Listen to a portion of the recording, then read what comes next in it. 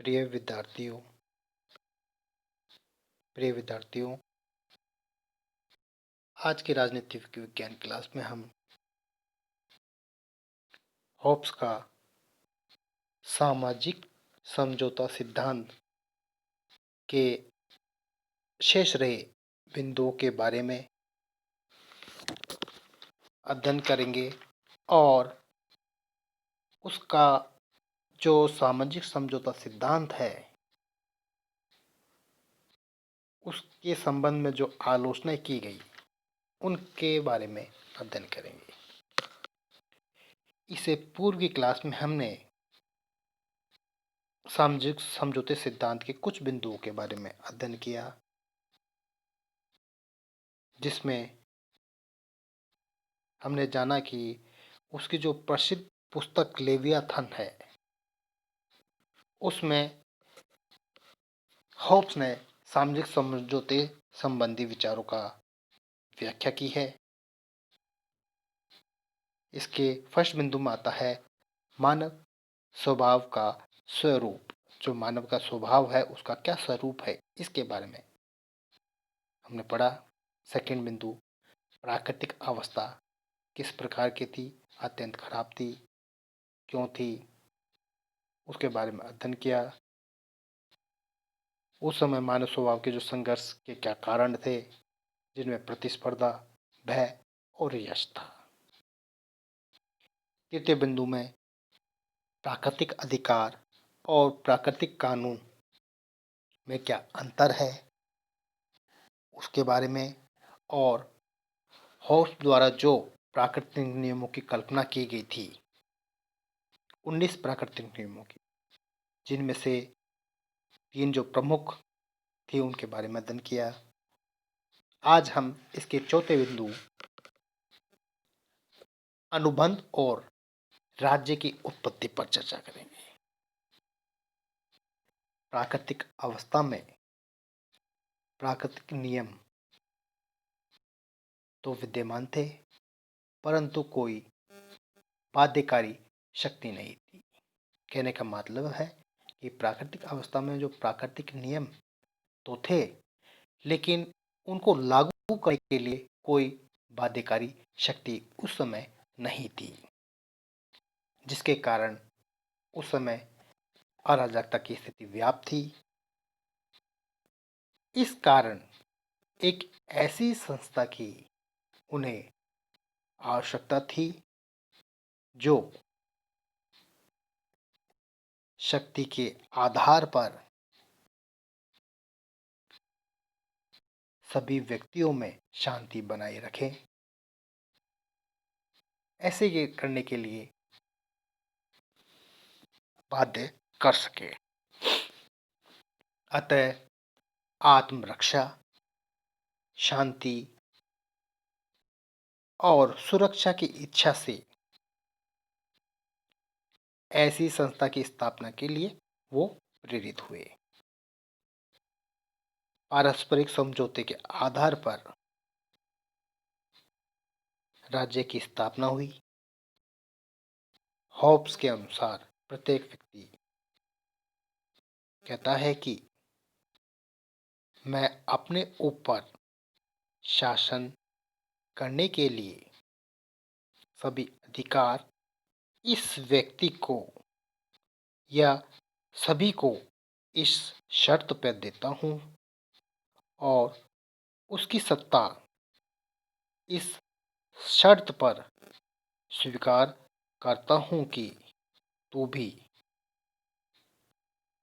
अपने सब अधिकार इसे दे दे और उसके सभी कार्य को स्वीकार करे। कहने का मतलब है कि व्यक्ति कहता है कि मेरे जो अधिकार कर्तव्य सब हैं मैं इस एक व्यक्ति को या इन सबको सौंपता हूँ, लेकिन उसे भी सभी कार्य को करने के लिए स्वीकार होना पड़ेगा।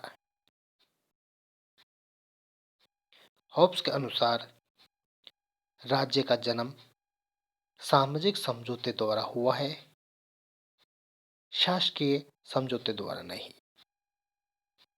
यह समझौता परस्पर जनता द्वारा किया गया है, जिसमें शासक समझौते के बाहर है। शासक को समझौते के बाहर रखा गया है। समझौते का यह स्वरूप निरंकुश शासन का समर्थन व प्रत्येक स्थिति में राज्य की आज्ञा के पालन का पाठ पढ़ाने के लिए किया गया था। अगला बिंदु आता है जिसमें राज्य ऑब्लिक संप्रभुता का स्वरूप है। इस प्रकार होब्स समझौते के द्वारा राज्य को एक असीमित संप्रभुता प्रदान करता है। यह समझौता दो कार्यों की पूर्ति करता है। फर्स्ट, वह एक व्यवस्थित और सभ्य समाज की स्थापना करता है और दूसरा, एक ऐसे राज्य संप्रभु लेवियथन की स्थापना करता है जिसमें मनुष्य अपने समस्त प्राकृतिक अधिकार का त्याग कर एक निरंकुश प्रभु का निर्माण करते हैं। होब्स का संप्रभु पूर्ण रूप से निरंकुश है। उसके आदेश ही कानून व उसके प्रत्येक कार्य न्यायपूर्ण होते हैं। मतलब उसके आदेश की अवहेलना करने का अधिकार किसे भी नहीं दिया गया है। उसने जो कह दिया वही मान्य है, वही कानून है, वही सर्वोपरि है। लोगों का एकमात्र कार्य इसके आदेशों की पालना करना था। समझौते के बाद समाज एक राज्य का प्रादुर्भाव हुआ।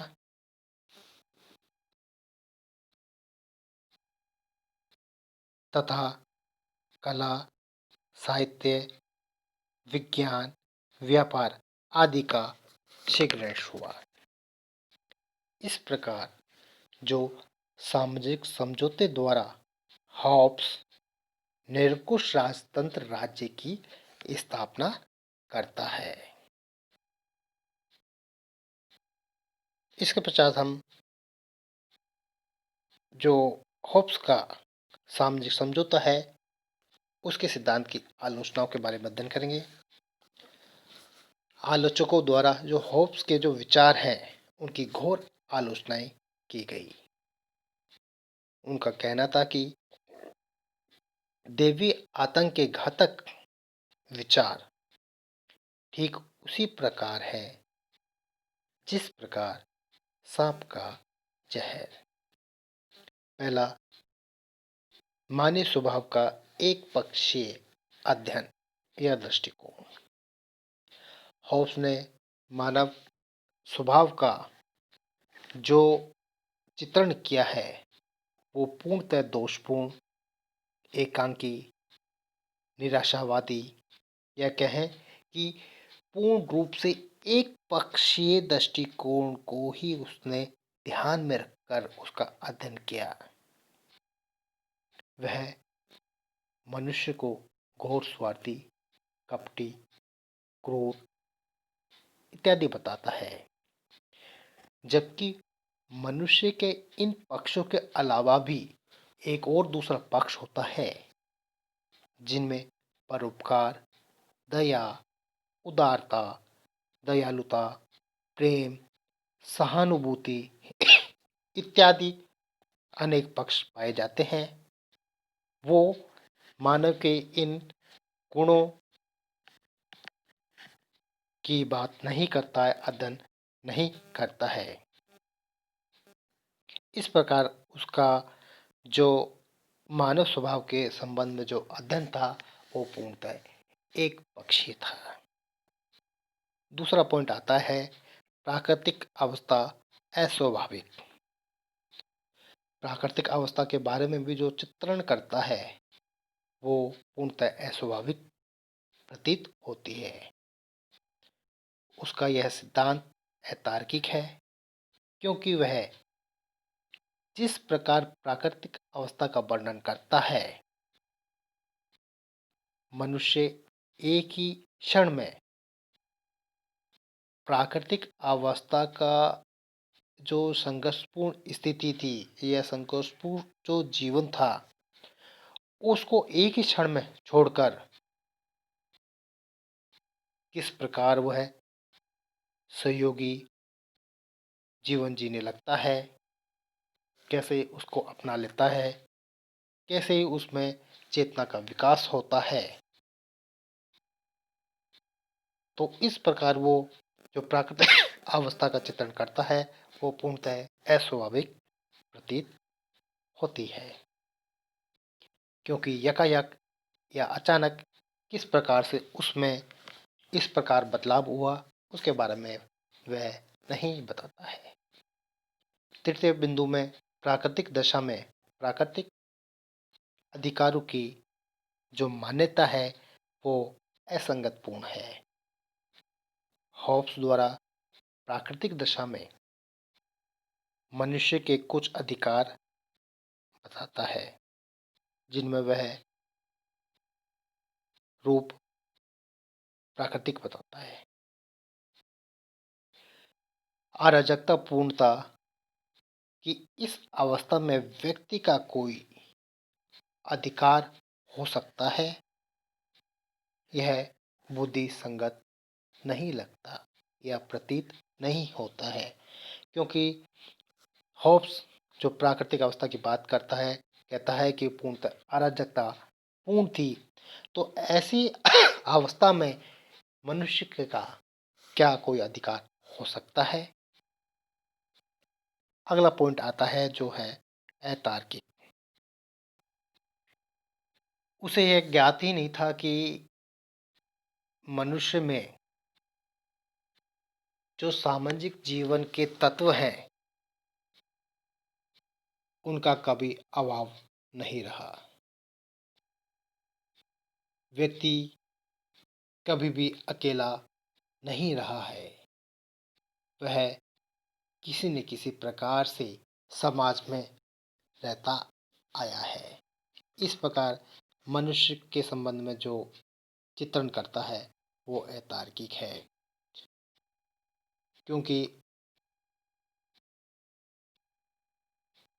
यदि कोई मनुष्य या कोई जीव अकेला रहता है तो वह या तो पशु है या मनुष्यता से परे। अगला बिंदु आता है जो है निरंकुशता का समर्थन। हॉब्स द्वारा स्थापित शासन पर किसी प्रकार का कोई नियंत्रण नहीं है। उस पर ना तो कानून, ना ही व्यक्ति के मौलिक अधिकार और आदि का किसी प्रकार से कोई अंकुश नहीं है। समझौता सिद्धांत केवल मनुष्यों को दास्तां में जकड़ देता है। इस प्रकार उसका जो ये सामाजिक समझौते का सिद्धांत है वह पूर्णतः निरंकुशता का ही समर्थक प्रतीत होता है। इस प्रकार आज हमने हॉब्स के सामझोतिक समझौता और उसकी आलोचनाओं के बारे में अध्ययन किया। इसके पश्चात हम हॉब्स के बारे में अगली क्लास पे चर्चा करेंगे।